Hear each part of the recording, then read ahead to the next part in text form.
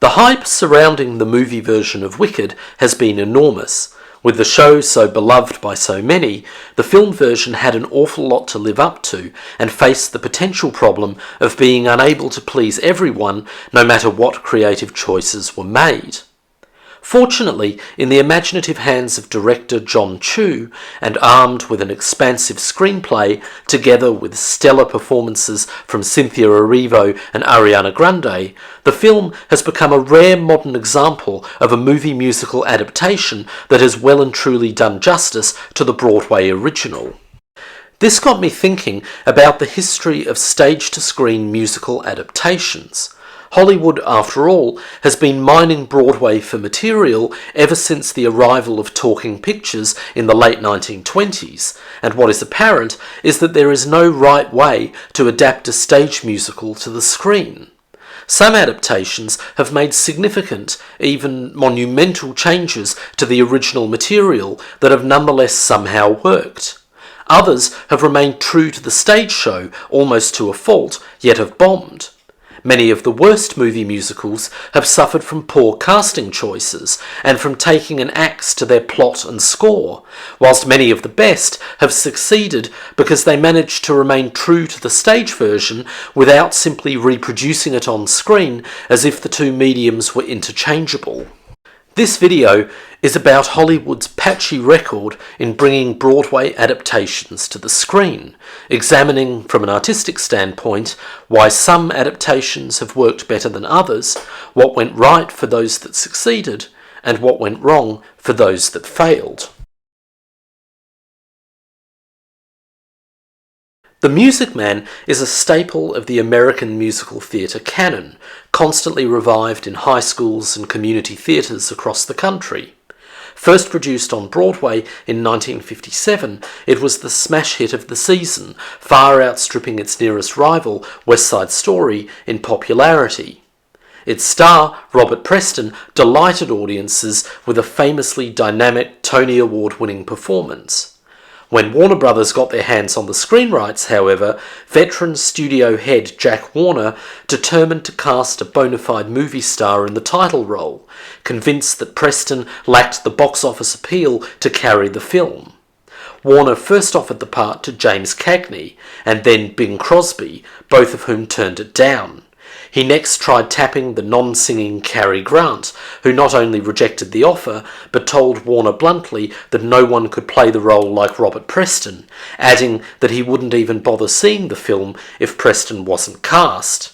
Yet, even still, Warner persisted, this time courting Frank Sinatra.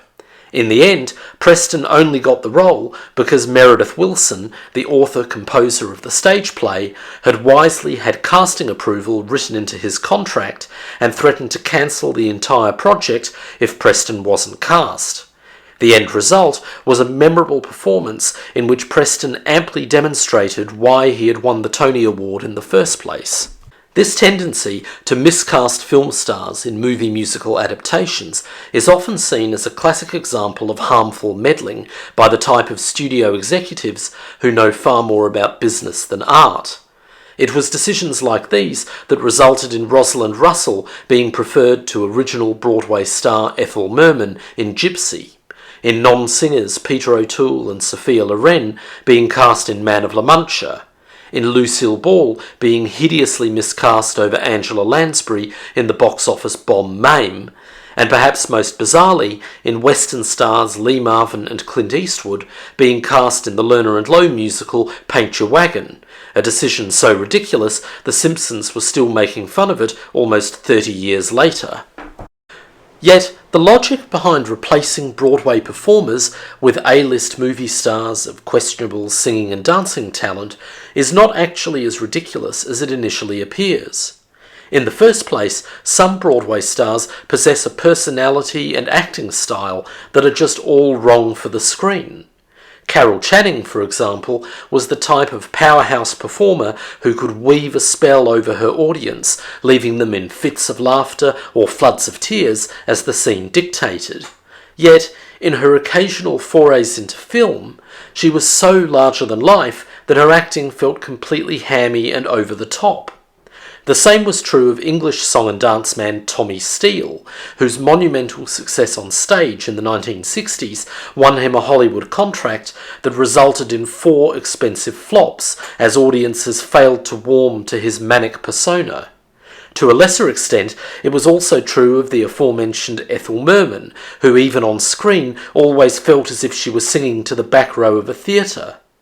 And if we want to search for a modern-day example, one need look no further than Ben Platt's calamitous performance in the film version of Dear Evan Hansen, a role that had propelled him to stardom on Broadway. From a studio perspective, it was understandably much safer to cast someone with established screen acting credentials and a movie star persona, whose name on a marquee would draw in the crowds. It was for this reason that Jack Warner, 2 years after The Music Man, insisted on casting Audrey Hepburn in My Fair Lady over original Broadway star Julie Andrews, a decision nowadays seen as one of the great missed opportunities, which it surely was, but which, at the time, was an understandable choice given Andrews was yet to make a feature film.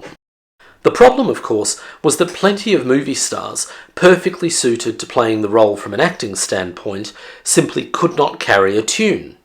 Marlon Brando in Guys and Dolls, for instance, was his usual compelling self, dripping with charisma and star quality, that is, until it was time to sing, when he suddenly became an amateur surrounded by seasoned professionals. Lawrence of Arabia star Peter O'Toole tried hard in the title role in Man of La Mancha, but his singing was never up to scratch in a part traditionally reserved for well-trained baritones.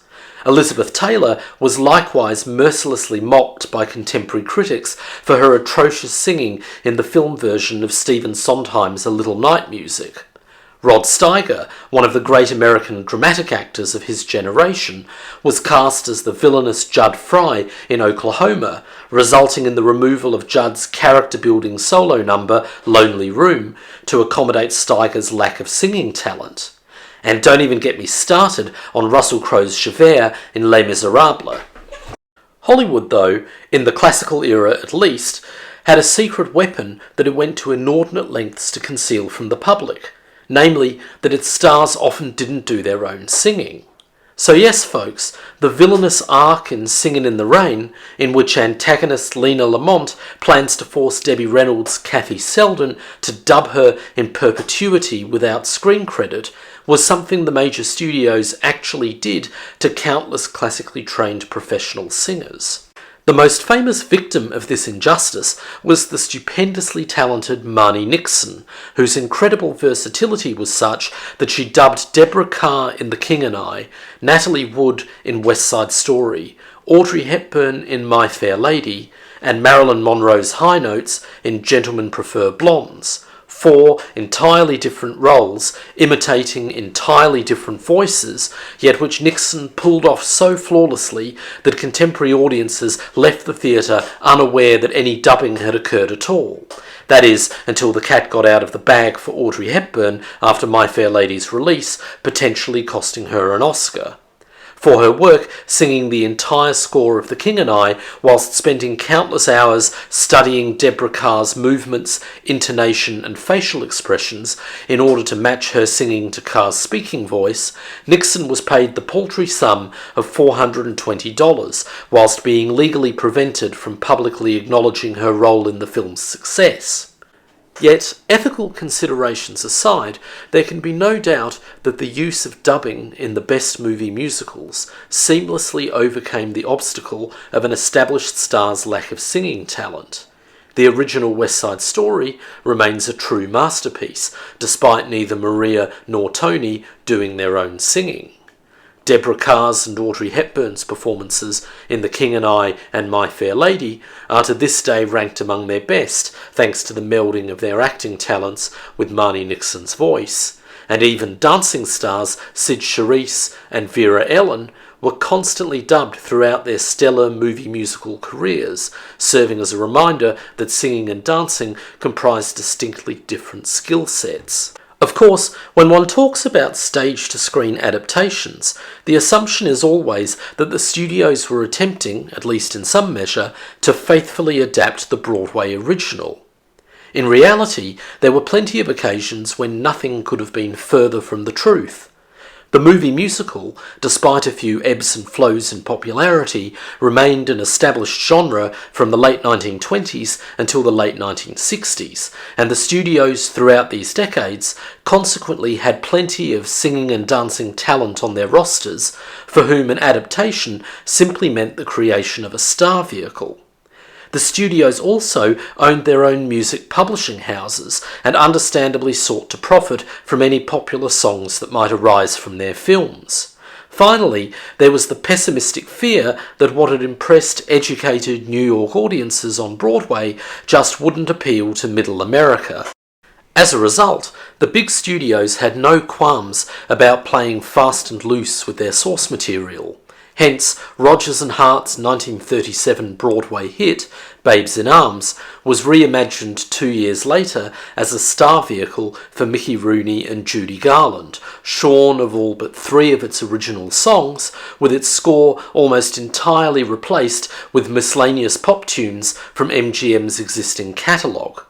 Likewise, Gentlemen Prefer Blondes, a broad comedy on stage starring the high-energy Carol Channing, was transformed into the ultimate sophisticated chick flick musical via the casting of sex symbols Marilyn Monroe and Jane Russell. Grease 2 bears little resemblance to the original stage show, with all the supporting characters apart from Rizzo having their roles and numbers drastically reduced in order to spotlight the unique talents of John Travolta and Olivia Newton-John. As perhaps the ultimate example, On the Town had been a hit World War II era musical on Broadway, with book and lyrics by the legendary writing team of Betty Comden and Adolph Green, and with a score by the equally legendary Leonard Bernstein. When transferred to the screen, however, it became a star vehicle for Gene Kelly and Frank Sinatra. With Kelly's casting, the film became much more of a dance musical than the original stage version. Bernstein's score, meanwhile, was deemed too highbrow and not catchy enough to attract a wide audience. Consequently, only 3 numbers from the stage version were retained, and Comden and Green wrote a series of new songs for the film in conjunction with MGM stalwart Roger Edens. MGM also feared that the Broadway original's sombre wartime plot, about sailors grabbing a last grasp at life on a 24-hour furlough, well aware that they may be at the bottom of the ocean in a week's time, was deemed far too serious and depressing for a post-war public wanting to move on from the horrors of the war. Consequently, Comden and Green set to work lightening up their original plot, transforming it into a much more traditional musical comedy, shorn of its sombre ballads and appended with a fanciful happy ending as the 3 sailors kiss their gals goodbye, with no hint, as in the show, that their relationships were essentially just hookups. Yet, despite largely ignoring the top-notch source material they had to draw from, Babes in Arms, Gentlemen Prefer Blondes, Grease, and On the Town were all massive hits, thoroughly enjoyable in their own right, and with most fans of the movies remaining to this day completely unaware of how different the Broadway originals were from the films. So, against this historical backdrop, let's turn more directly to ask the question of what makes a good movie musical adaptation, and, just as importantly, what missteps have caused so many adaptations to bomb so hard. Surveying the entire genre, history suggests that there are essentially 3 ways to write a successful movie musical adaptation. The first, as we have seen, is to more or less ignore the original source material entirely and to make a largely unrelated movie built around existing star power. The second is to faithfully adapt the Broadway original whilst making the most of the possibilities for visual and verbal storytelling on screen that simply cannot be replicated on the stage. The third is to heavily redraft the original source material, but to do so with a sufficiently deft touch that the film version essentially becomes its own special thing, similar to, but different from, and sometimes an improvement upon, the stage version from which it was adapted. The last of these options is the rarest. Indeed, it has arguably only succeeded on 3 occasions, all in close proximity to one another, in The Sound of Music, Funny Girl, and Cabaret. Funny Girl is a musical biopic of early 20th century vaudevillian Fanny Brice. The original stage production in 1964 had made 21-year-old Barbra Streisand a Broadway star. The film version, produced by Columbia 4 years later, made her a movie star as well. Critics of the show had been more or less unanimous in their conclusion that Streisand had given one of the outstanding breakout performances in Broadway history, but that, its catchy score notwithstanding, the plot was paper thin and the supporting cast got rather lost in the Streisand of it all. Rather than addressing these issues, the film's director, William Wyler, decided to double down on them instead. 18 musical numbers were packed into the 2.5-hour long film. 7 songs from the show, mostly sung by other characters, were cut, whilst Streisand had 3 new songs written for her. Co-star Anne Francis, meanwhile, had her part so drastically reduced to make room for Streisand that she purportedly threatened to sue to have her name removed from the credits. In essence, Funny Girl the movie became even more the Barbra Streisand show than Funny Girl the play. But, like the stage version, it really didn't matter. As the studio had predicted, audiences flocked to see Streisand's powerhouse performance. The fact that the plot could have been improved and other characters could have been fleshed out more proved a moot point, at least from a commercial perspective. The Sound of Music, Rodgers and Hammerstein's last musical, about a postulant in 1930s Austria who takes a job as a governess for a stern widower, ultimately winning his and his children's hearts before they all escape from Nazi occupation, provides a fascinating counterpoint to Funny Girl because it adopted many of the same methods, yet actually improved upon the Broadway original. The original production, starring middle-aged Broadway legend Mary Martin as Maria, was, by all accounts, rather stagnant in its direction, and despite Martin's warm and engaging performance, which won her 3rd Tony Award, the show was taken to task by most contemporary critics for its overt sentimentality. In the words of Walter Kerr of the New York Herald Tribune, it becomes not only too sweet for words, but almost too sweet for music. The film version, starring Julie Andrews, fresh off her performance in Mary Poppins, achieved the remarkable feat of keeping everything that had worked in the Broadway original whilst fixing most of its problems. Adapted for the screen by Ernest Lehman, the film version made Maria much younger, thereby allowing Rodgers and Hammerstein's vibrant score to match its youthful heroine's naive optimism and exuberance. Lehman also removed a good deal of the sickly sweet sentimentality that had weighed down the stage version, and, in conjunction with director Robert Wise and musical supervisor Saul Chaplin, he even tweaked the score, removing 3 of the stage version's weaker songs and replacing them with 2 new ones written specifically for the film, including the now iconic I Have Confidence.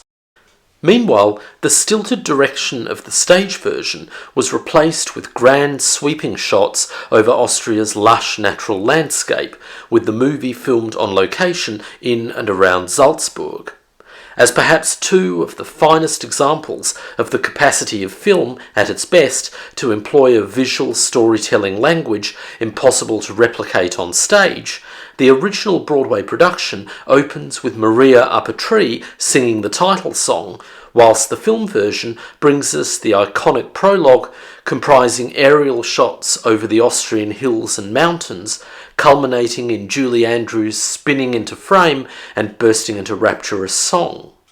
Just as cleverly, the Do-Re-Mi number, which Maria and the children in the show simply sang sitting around together, was reframed at Lehman's suggestion into a scenic, character-building montage oscillating between the majestic sights of Salzburg and Maria and the children as they warmly bond with each other over time. Small wonder The Sound of Music became one of the most critically acclaimed and commercially successful films of any genre, winning 5 Academy Awards, including Best Picture, confirming Julie Andrews as a bona fide movie star, and pulling in nearly $80 million on its initial run from a budget of just over $8 million. Indeed, so vibrant was the film adaptation that most of Lehman's alterations to plot and score have been incorporated into subsequent stage revivals. Cabaret, meanwhile, is perhaps the most unique movie musical ever produced, in that it took a smash-hit Broadway show, significantly overhauled the plot and score, yet somehow still managed to make a film that captured the essence of the play, whilst at the same time being its own very different thing.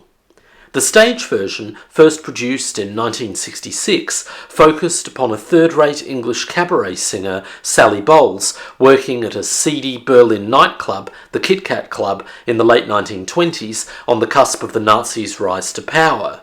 The show revelled in the decadence of Weimar Germany, spotlighting its liberal sexual politics in chilling contrast to the ever-encroaching Nazi threat, whilst focusing upon 2 parallel romances between Sally and American writer Cliff Bradshaw on the one hand, and between Sally's ageing landlady, Fraulein Schneider, and her Jewish suitor, Herr Schultz, on the other. The show is narrated, or more accurately commented upon, by the MC overseeing the cabaret, who speaks directly to the audience and provides plenty of witticisms and biting commentary about the culture and politics of the period, which, in its messaging, has a universality that speaks to any era. For the film adaptation, it was decided early on to cast Liza Minnelli as Sally Bowles. Minnelli was the daughter of Judy Garland, and despite only being in her mid-20s, had already won a Tony Award on Broadway and had proven herself one of the most multi-talented performers in the world, touring globally with her one-woman show. Her casting, though, appeared at first glance to throw the film adaptation into chaos. Cabaret on stage was decidedly not a star vehicle. Sally Bowles, in the original stage version, is meant to be an utterly mediocre singer, and thus far had mostly been played by well-known actresses with no particular singing talent, perhaps most famously by Judi Dench in the original London production in 1968. Consequently, screenwriters J. Preston Allen and Hugh Wheeler turned Sally from an untalented Englishwoman into a supremely talented American. To balance out the transatlantic romance, they simultaneously turned American Cliff Bradshaw into Englishman Brian Roberts, played by the dapper Michael York. And, with their spotlight firmly fixed upon Liza Minnelli, much as Funny Girls had been upon Barbra Streisand, they shifted the focus of the story ever more towards Sally and her love triangle with Brian and wealthy aristocratic German playboy Max, all whilst eviscerating Fraulein Schneider's romance and transforming her into little more than a minor background character. Given the sophistication of the stage version's plot, all of this would, in almost any other circumstances, have resulted in disaster. Yet, against all the odds, it worked. Legendary Broadway choreographer Bob Fosse was brought on to direct, and he proceeded to embrace the script's Liza focus with gusto.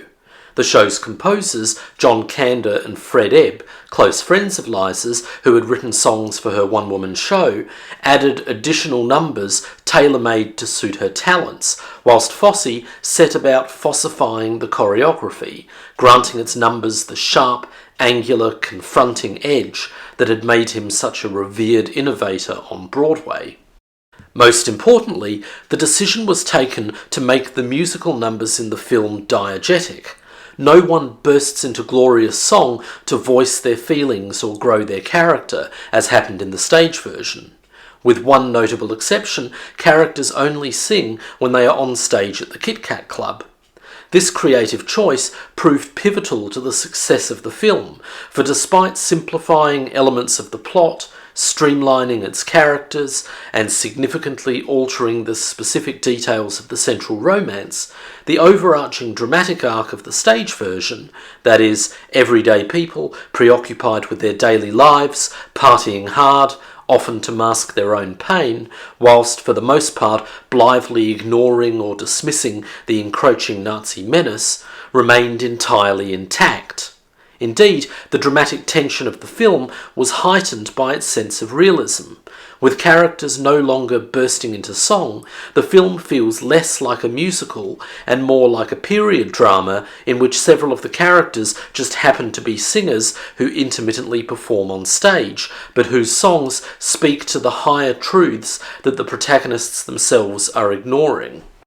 Consequently, it didn't matter that Liza's Sally Bowles was far too good and Bob Fosse's choreography far too crisp for performers in a third-rate nightclub. It didn't matter that several songs, including all of Fraulein Schneider's and Cliff's, were cut, and it even didn't matter that the entire Schneider subplot, centred upon anti-Semitism and pivotal to the stage version, was whittled away to nothing.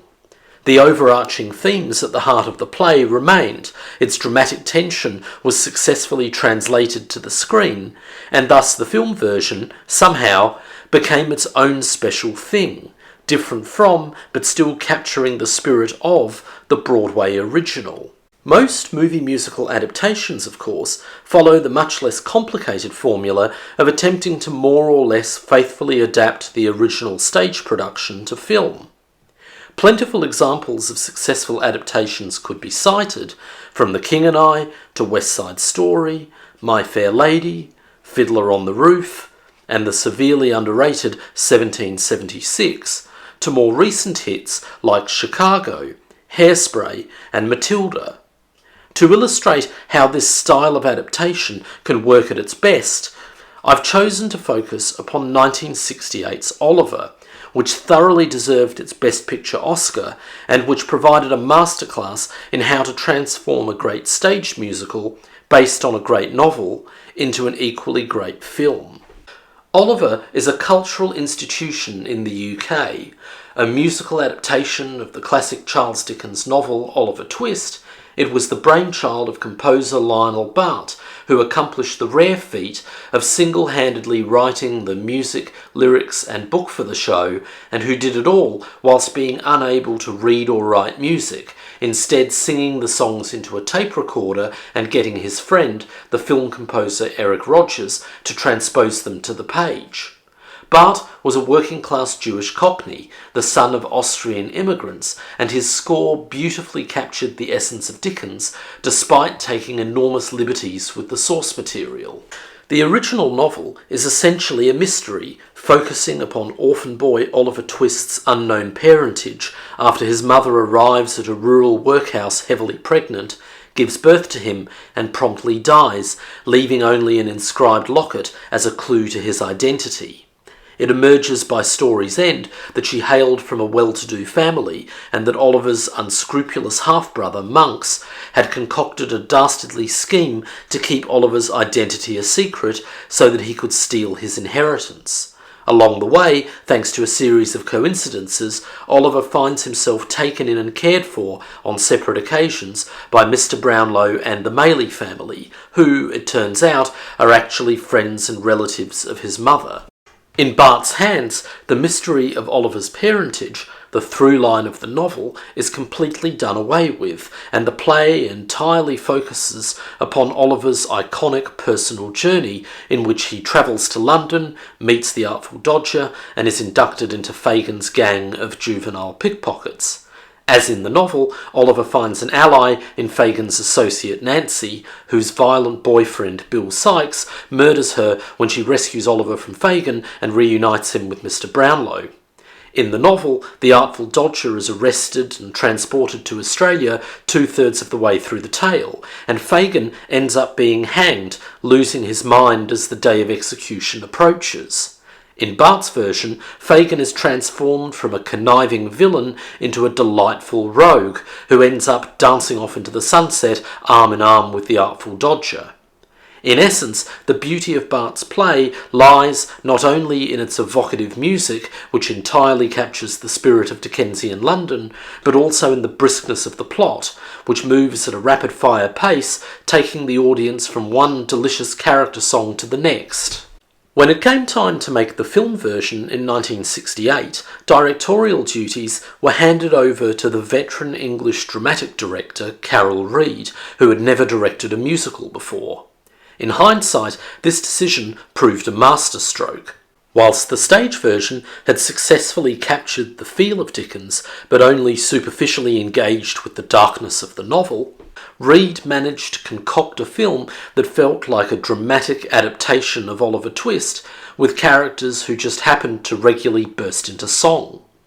This is underscored by the massively increased number of dialogue scenes that take place in between numbers, with Reed most notably including the novel's iconic courtroom sequence and Bill Sikes' violent burglary, neither of which featured in Bart's original play. At the same time, Reed also streamlined the film's plot beyond even what the stage version had attempted. Once Oliver reaches London, the play, like the novel, switches intermittently back to the characters from Oliver's orphanage days in the countryside, principally Mr. and Mrs. Bumble. Reed cut these scenes and the catchy songs associated with them and centred the entire tale in London from the moment of Oliver's arrival. His use of atmospheric panning shots and his meticulous visual recreation of Dickensian London granted the film a sense of realism and gravitas that neatly contrasted Bart's joyful score, so that even when characters are raucously singing and dancing with a happy smile on their faces, their destitution is plain for the viewer to see. All of this was augmented by Una White's stunning choreography, which perfectly captured the many 19th century artistic impressions of Dickens' characters that are now synonymous with his work.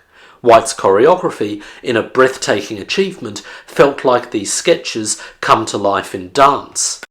Perhaps, though, Carol Reed's cleverest creative decision was to remove antagonist Bill Sikes entirely from the world of the musical.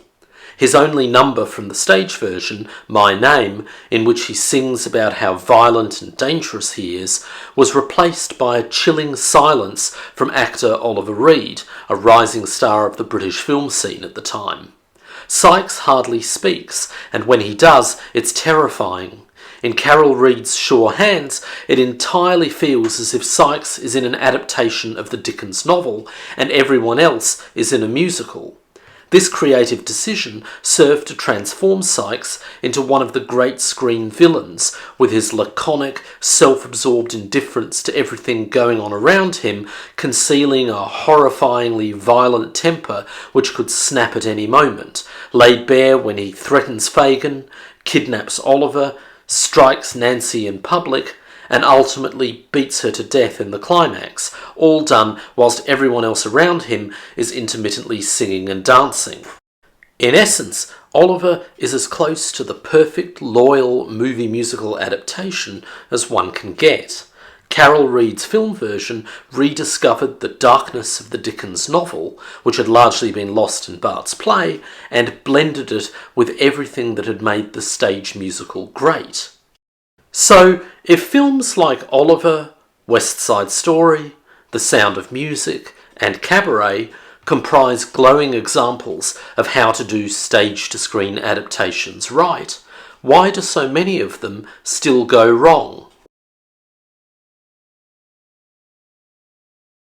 Movie musical adaptations can go wrong for all sorts of different reasons, and there is no clear formula for avoiding failure.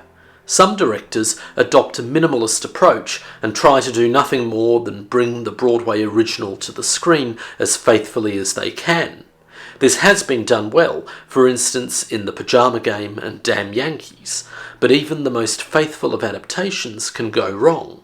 Susan Stroman's 2005 film version of The Producers provides a classic case in point. The stage version was one of the biggest hits in recent memory, musicalising Mel Brooks' classic 1968 comedy of the same name. Stroman had helmed the original Broadway production to considerable critical acclaim. Sadly, when it came time to make the movie, the end result demonstrated that filmmaking was decidedly not her forte. The film feels less like a movie and more like the filming of a stage play, akin to the cheaply made musical TV movies of the 1960s and 70s, but with all the charm, wit and vitality of the Broadway original sucked out of it. And Strowman, it should be pointed out, was by no means the first Broadway director to be handed the reins of the movie version of their own property and prove themselves not up to the task. The legendary Hal Prince, Stephen Sondheim's longtime collaborator, utterly failed to transpose his stage version of Sondheim's A Little Night Music to the screen. Indeed, boring, unimaginative direction has lain at the heart of plenty of movie musical flops over the years, from Vincent Minnelli's uninspired Brigadoon, starring Gene Kelly, to the painfully bland Annie, helmed by film noir director John Huston at the tail end of his career and completely out of his element, to the disappointing film version of Rent, which gathered together the original Broadway cast, now a decade too old for the parts they were playing, to stumble their way through an adaptation that felt anything but edgy. Ultimately, though, the worst movie musical adaptations, regardless of the calibre of direction, wider commercial considerations, the availability of personnel, or the extent of studio interference, invariably seem to make the same three mistakes. They miscast their leads, they rearrange or cut the score, and they make ill-conceived alterations to the plot. We have already touched upon plentiful examples of miscasting, from Rosalind Russell in Gypsy, to Peter O'Toole and Sophia Loren in Man of La Mancha, to Lucille Ball in Mame, to Clint Eastwood in Paint Your Wagon. And these poor choices could be extended further still to include, amongst others, Sid Charisse in Brigadoon, Mitzi Gaynor, Rosanna Brazzi, and John Kerr in South Pacific, Richard Harris and Vanessa Redgrave in Camelot, Gerard Butler and Emmy Rossum in Phantom of the Opera, and Russell Crowe in Les Miserables. Perhaps the clearest example of how miscasting can negatively affect an entire production was to be found in the Gene Kelly-directed Hello, Dolly in 1969. The iconic stage version, with a sumptuous score by Jerry Herman, follows a middle-aged matchmaker, Dolly Levi, who prides herself professionally on fixing the love lives of the young women who come to her for help. All the while, Dolly is forming her own romantic attachment with wealthy businessman and stuffy confirmed bachelor Horace Vandergelder, enjoying her own evocative emotional arc as she finally lets her dead husband go and determines to win Vandergelder's heart. For the film version, however, the decision was taken to stunt cast Barbra Streisand, then 27 and fresh off her success in Funny Girl, blithely ignoring the fact that plot and dialogue all made it quite clear that Dolly was closer to 60 than 16. The film was by no means terrible, but it was fundamentally undermined by the fact that Streisand's Dolly was just far too young to be mother-henning it over the film's other young female characters, or to be having romantic designs upon crusty, middle-aged Horace Vandergelder. The score throws all of this into particularly sharp relief, since much of Dolly's character motivation is rooted in her age. Her two biggest numbers are Before the Parade Passes By, about grabbing another taste of life before old age sets in, and the title song, Hello Dolly, in which she returns to a restaurant at which she and her husband had once been regulars and gets serenaded by the waitering staff about being back where she belongs. Neither of these numbers make any sense at all when performed by a 27-year-old who was, if anything, leading the proverbial parade at that point in her career. Beyond casting issues, a second red flag arises when filmmakers take an axe to the original Broadway score they've been handed. It's one thing if, in the style of On the Town, they're attempting to make something almost unrelated, but even movies that are very clearly invested in the stage version they're adapting have a tendency to unnecessarily mangle the score. Admittedly, outside interference, especially in the form of old Hollywood censorship constraints, could, on occasion, make changes necessary. To cite an obvious example, both movie versions of the classic Cole Porter musical Anything Goes suffer heavily from Porter's witty, naughty lyrics full of sexual innuendo being cleaned up into utter blandness at the behest of Hollywood's censorship board, the Hays Office. But then there are plenty of other score alterations that make no sense whatsoever. I have no idea, for instance, why Nathan Lane's vibrant, character-building solo number, The King of Broadway, was removed from the final cut of the producers. Why, in South Pacific, two of the play's biggest showstoppers, Gonna Wash That Man Right Out of My Hair and This Nearly Was Mine, were inexplicably cut down to a fraction of their original length, or why, in Annie, the titular orphan's iconic anthem, Tomorrow, was sung over the top of the opening credits instead of in its proper place in the story. Ultimately, though, the worst movie musical adaptations are those in which miscasting, plot changes and score destruction are all combined into one unholy mess. Perhaps the two most jaw-dropping examples of mangled adaptations prior to the modern era were 1963's Bye Bye Birdie and 1985's A Chorus Line. Bye Bye Birdie was a hit Broadway show about a former English teacher, Al Peterson, now the manager of rock star Conrad Birdie, Elvis Presley in all but name, as Peterson seeks to keep Birdie in the spotlight, aware that he's about to be drafted into the army. Meanwhile, Al, in his private life, is romancing his secretary and long-term girlfriend, Rosie, despite his mother's racist disapproval of Rosie's Hispanic heritage. Overlaying these specific plot points, the show's overarching theme is the generational gap between the teenagers of the rock and roll generation, who are essentially suffering from Beatlemania over Conrad Birdie, and their stuffy parents, who are appalled by Birdie's hip-swiveling antics and are struggling to understand where their kids are coming from. Although by no means the best written or most sophisticated Golden Age musical, Bye Bye Birdie nonetheless enjoyed a catchy score, a progressive racial subplot, and dynamic performances from its stars Dick Van Dyke and Cheetah Rivera. The 1963 film version, by contrast, provided a masterclass in poor decision-making. It was decided to transform the film into a star vehicle for up-and-comer Anne Margaret, who, ironically enough, would achieve major stardom the following year when she appeared opposite the real Elvis Presley in the musical Viva Las Vegas. Margaret was cast in the role of juvenile lead Kim McAfee, a teenage Conrad Birdie fan selected at random to receive a kiss from him on The Ed Sullivan Show as a publicity stunt. The decision to focus upon Kim, very much the secondary lead in the Broadway original, threw the film's entire plot and score into chaos.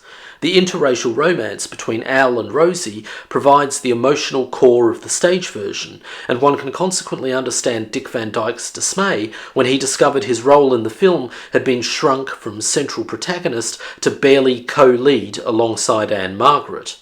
Worse still, the film version, doubtless seeking not to offend Middle America's prejudices, cast the very Caucasian Janet Leigh of Psycho fame as Rosie, doing away with her Hispanic background, her racist mother-in-law, and her big solo number, Spanish Rose, in which she defiantly stands up for her heritage.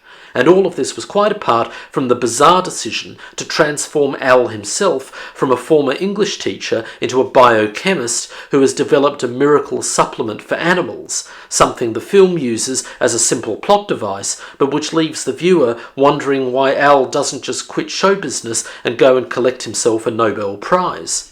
The biggest problem, though, was that by building up Kim's character in order to spotlight Anne Margaret, the film undermined the very premise of the stage version. Whilst the show focused upon adults failing to understand their children, the movie gave equal parts screen time to the children themselves. The result, as contemporary critic Stanley Eichelbaum of the San Francisco Examiner perceptively noted, was that the revised plot clumsily transformed Bye Bye Birdie from a clever musical satire on American teenagers into a comic strip movie for adolescents.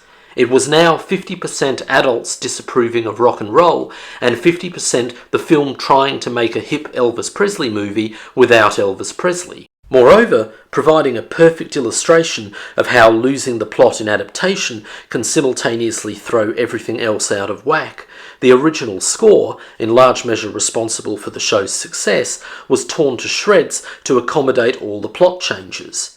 7 original numbers were cut from the film, almost all of which featured Al and/or Rosie, underscoring the extent to which their romance, and indeed Rosie's part overall, were drastically reduced to make room for Anne-Margaret and the teenagers.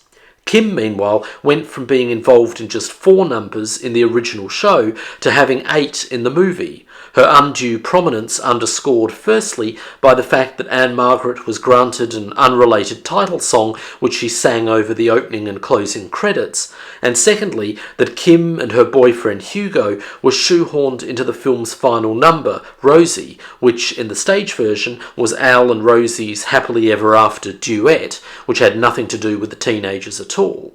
In hindsight, Bye Bye Birdie inadvertently demonstrated just how unique an accomplishment the film version of Cabaret was, reinforcing that 99% of the time, when you rearrange the plot and score to accommodate a star, the result is invariably a hot mess that fails to do justice to the Broadway original.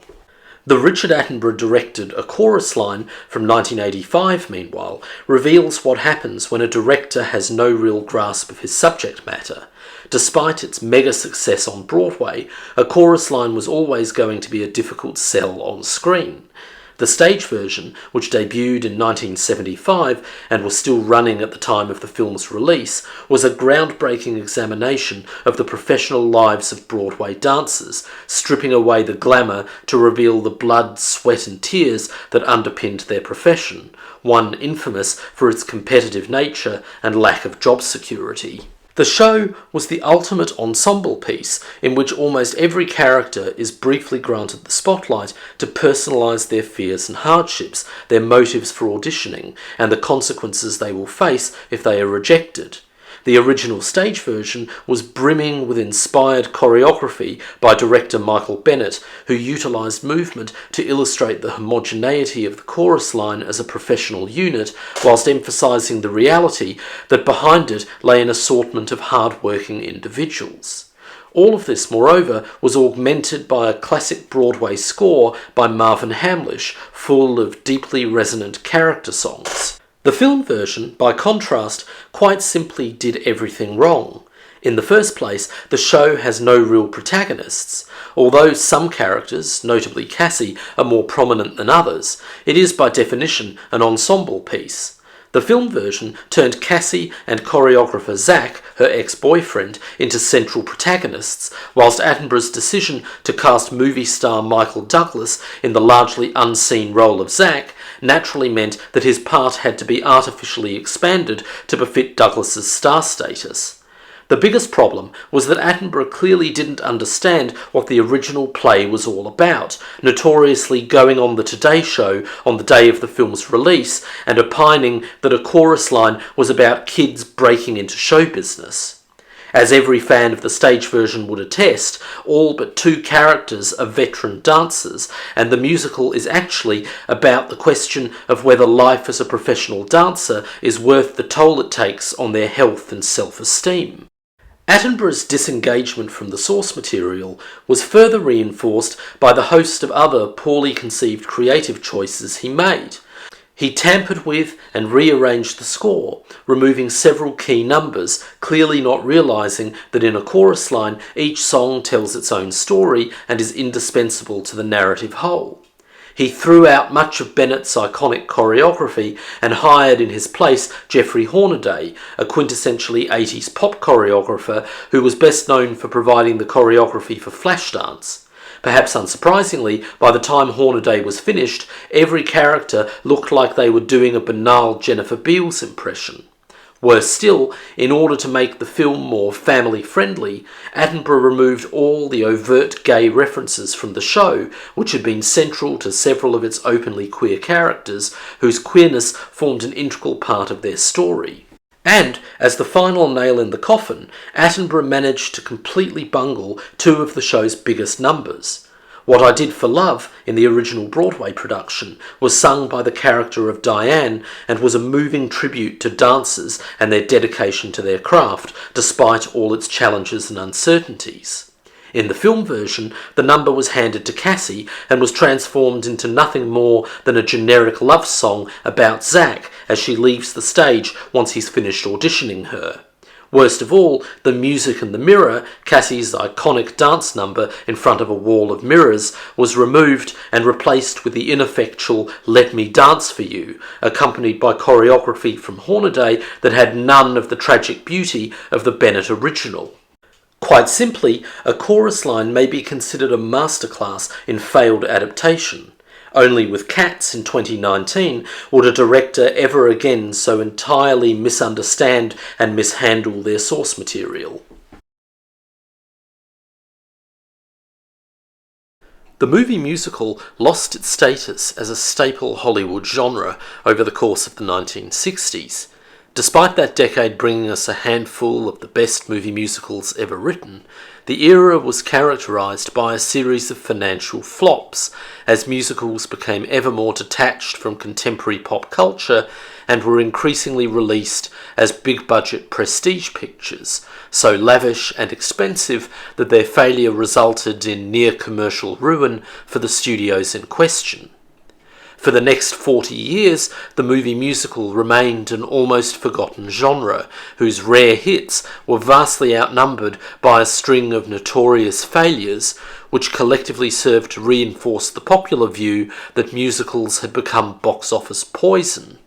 In the new millennium, however, the musical, beyond Disney animation, has gradually come back into vogue, stimulated by Chicago, Hairspray, and the High School Musical craze, then even more so over the past decade by the likes of La La Land, The Greatest Showman, and Mary Poppins Returns.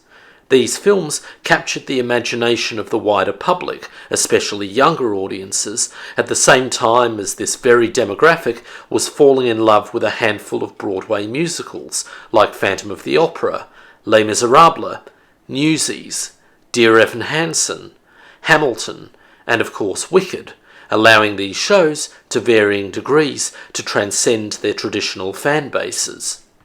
So where does all of this leave Wicked the movie? On the one hand, terrible movie musicals continue to be produced, from the painfully obvious cash grabs that are the Disney live-action remakes to a host of subpar adaptations that have amply demonstrated that the mistakes of classical Hollywood are still being made. You've got the turgid direction of the producers. You've got Tim Burton transforming Sweeney Todd into a Tim Burton movie with questionable singing. You've got Joel Schumacher's unintentionally hilarious take on Phantom of the Opera, in which he didn't seem to realise that the Phantom wasn't Zorro, with piercing good looks, a sexy mask, and a rapier at the ready.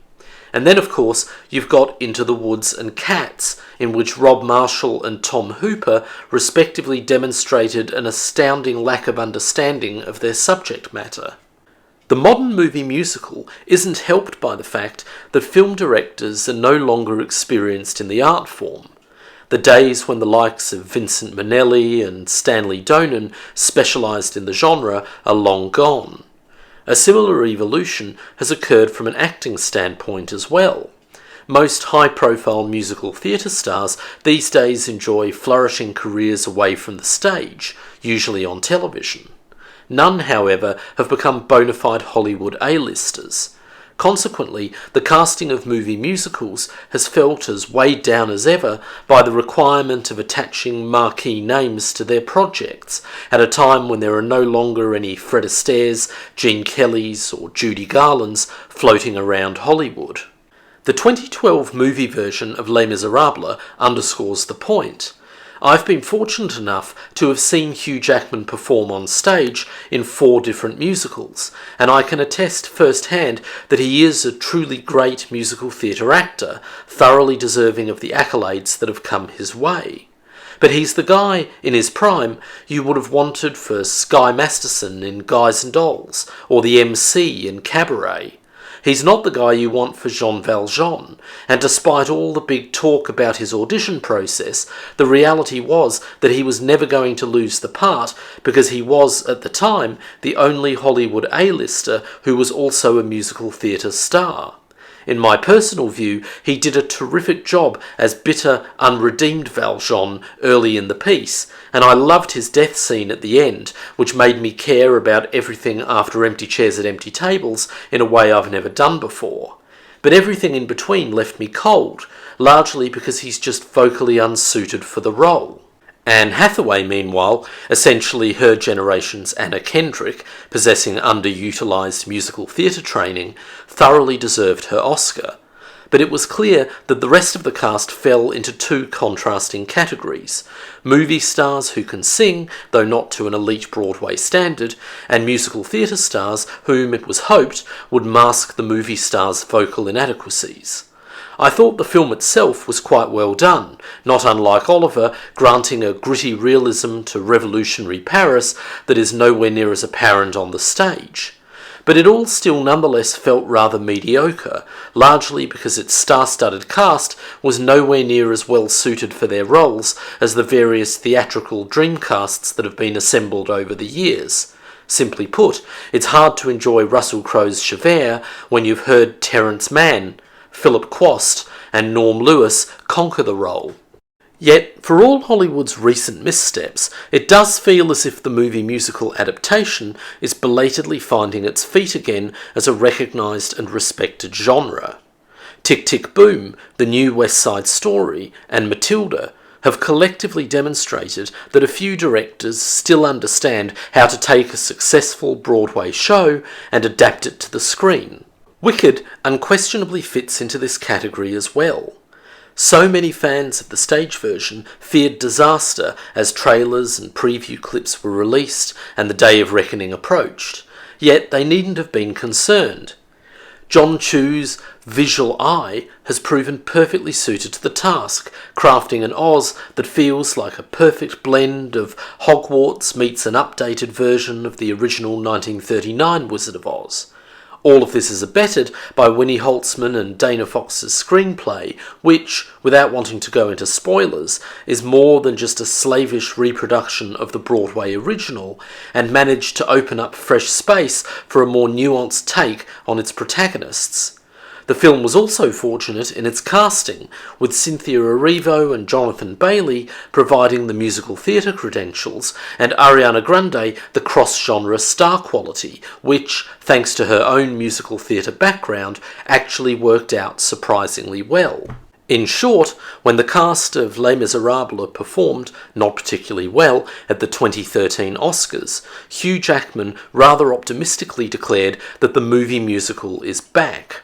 It wasn't true then, but in the wake of Tick, Tick, Boom, Matilda, West Side Story, and Wicked, it may be true now. Only time will tell, but I've got my fingers crossed.